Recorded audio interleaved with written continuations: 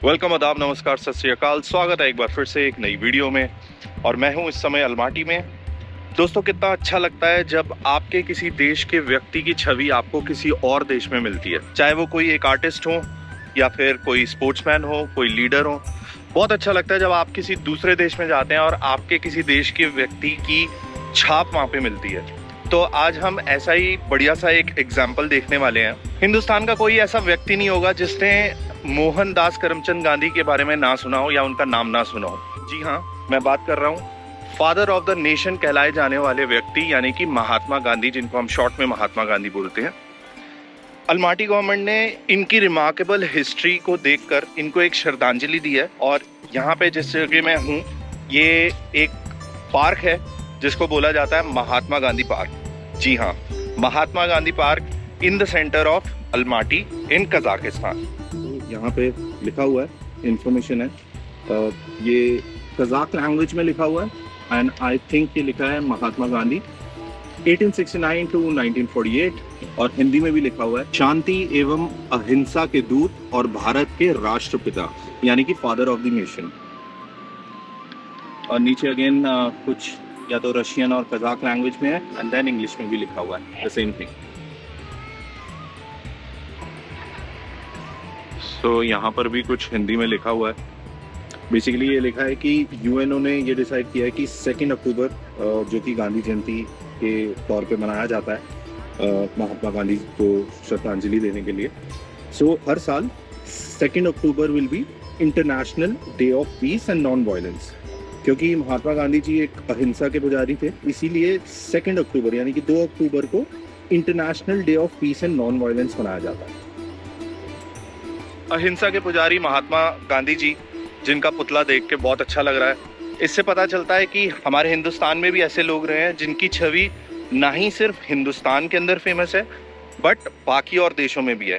तो आप पॉपुलैरिटी के हिसाब से देख सकते हैं कि इनकी अचीवमेंट्स और जो इन्होंने अपने जीवन में काम किया है उसकी वजह से ना ही सिर्फ हिंदुस्तान में लेकिन दुनिया के बाकी देशों में भी इनकी प्रशंसा की जाती है, इनकी अप्रिसिएशन किया जाता है। और श्रद्धांजलि के रूप में जिस तरीके से पुतला बनाया गया है, इसे 2007 में बनाया गया था। इंडियन एम्बेसी जो है कजाकिस्तान में अलमाटी में, उन्होंने इसको कंस्ट्रक्ट कराया था। वैसे ही एक सेंट्रल पार्क सा है और यहाँ पे बहुत ही रिक्रिएशनल चीज़ें करते हैं लोग, रिलैक्स करने आते हैं, पिकनिक वगैरह मनाते हैं। बच्चों के लिए प्लेग्राउंड्स हैं, झूले वगैरह लगे हुए हैं, जॉग करने के लिए यहाँ पे ट्रैक्स बने हुए हैं।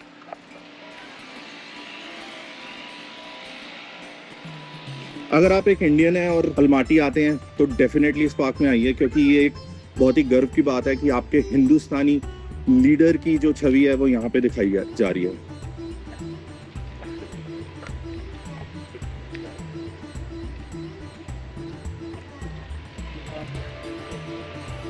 लोग यहाँ पे चिल कर रहे हैं इस समय।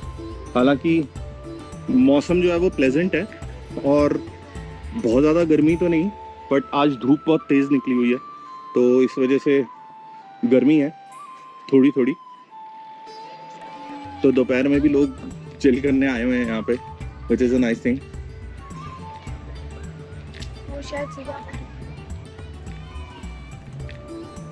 मैंने सुना यहाँ पे कैफेज वगैरह भी हैं, साइकिलिंग के लिए भी ट्रैक्स वगैरह बने हुए हैं। आई थिंक यहीं पे साइकिलिंग तो लोग कर ही रहे थे अभी भी।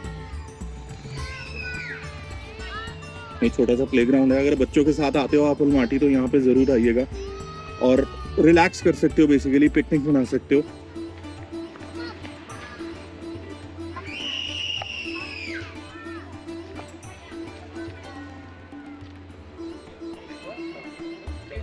मैंने पार्क घूम के देखा, बच्चों के लिए अच्छा है, रिलैक्स करने के लिए बढ़िया है कि आप दोपहर में भी अगर वॉक करना चाहते हैं और छुट्टी वाला दिन है तो बहुत अच्छा लगेगा आपको यहाँ पे आके। काफ़ी ग्रीनरी है, बड़े बड़े पेड़ हैं तो धूप आपको डायरेक्ट कहीं नहीं मिलेगी। बट हाँ, ये है कि आप बेंचेस वगैरह लगे हुए हैं, झूले भी लगे हुए हैं तो आराम से बैठ के, बहुत लोग देखा मैंने बैठे हुए थे, बुक रीड कर रहे थे और बिल्कुल रिलैक्स कर रहे थे। ठीक है, तो चलते हैं अब अपनी नई डेस्टिनेशन। मैं यहाँ से निकलता हूँ और अभी कुछ डिसाइडेड नहीं है मैं कहाँ जा रहा हूँ। लेट्स सी, कुछ अच्छा मिलता है मैं लोकल लोगों से बात करूँगा कि मुझे कुछ सजेस्ट करें कि मैं कहाँ जा सकता हूँ। तो भाई मैं हूँ अलमाटी के एक हिस्टोरिकल लैंडमार्क पे, और ये है मॉन्यूमेंट ऑफ इंडिपेंडेंस। इसको गोल्डन वॉरियर मॉन्यूमेंट भी बोला जाता है। और ऐसा है कुछ नज़ारा आसपास। बेसिकली कजाकिस्तान यूएसएसआर का पार्ट था, और 16 दिसंबर 1991 में कजाकिस्तान को यूएसएसआर से इंडिपेंडेंस मिली थी। अलमाटी और अलमाटी के लोगों का जो योगदान था कजाकिस्तान को आज़ादी दिलाने में यूएसएसआर से, ये मॉन्यूमेंट उसको दर्शाता है। इसका इनॉग्रेशन जो था वो कजाकिस्तान की आज़ादी यानी कि 1991 के 5 साल बाद हुआ था, यानी कि 16 दिसंबर 1997 में इस मॉन्यूमेंट का इनॉग्रेशन हुआ था।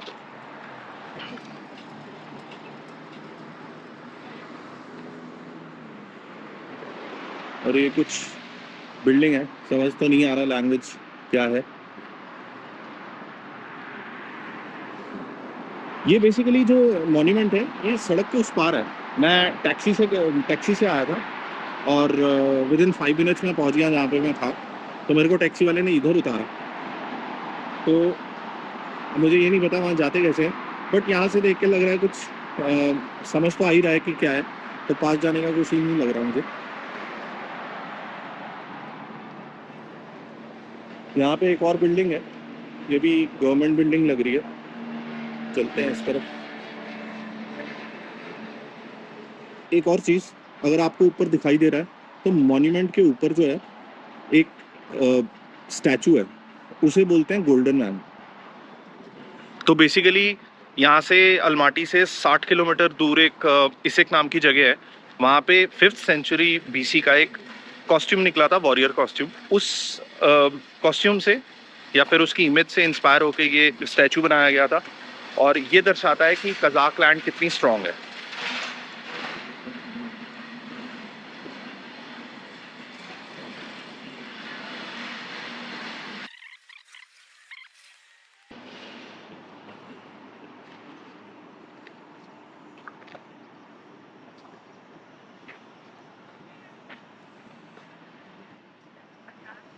ऐसा लग रहा है गवर्नमेंट ऑफिशियल्स खड़े हैं।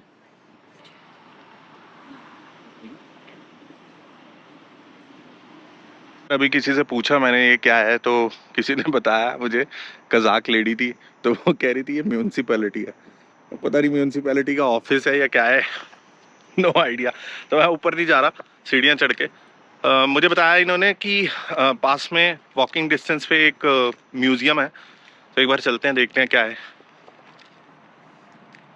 बाकी एरिया बहुत बढ़िया है यार, ये एकदम खुला डुल्ला, ये गार्डन वगैरह सब बना रखा है। नीचे कैफेज भी हैं, कॉफी शॉफी पी रहे थे लोग। अलमाटी में मैंने ये देखा है कि रोड के साइड में गार्डन और पार्क वगैरह बहुत ज़्यादा है, विच इज़ वेरी नाइस। बढ़िया लगा मुझे ये। अगर सिटी के अंदर ग्रीनरी हो तो कितना मज़ा आता है यार घूमने फिरने में।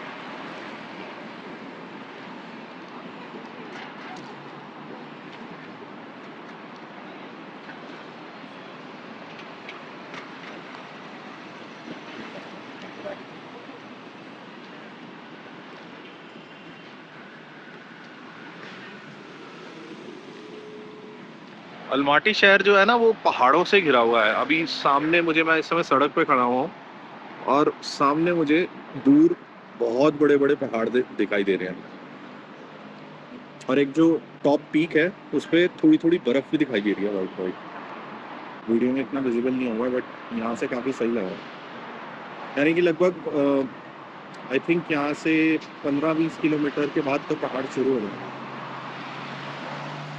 तो मैं वेट कर रहा हूँ अपनी कैब की। कैब का यहाँ पे टैक्सी लेना बहुत इजी है। आप जैसे ही टैक्सी बुक करते हैं, येंडेक्स गो करके ऐप है, येंडेक्स गो से आप फूड डिलीवरी भी करा सकते हो, और टैक्सी भी बुक कर सकते हो। तो अभी जब भी मैंने टैक्सी बुक करी है ना, विद इन 5 मिनट्स या ज़्यादा से ज़्यादा 7 to 8 मिनट्स में टैक्सी आ जाती है। तो टैक्सी लेने का बिल्कुल भी प्रॉब्लम नहीं है इस शहर में।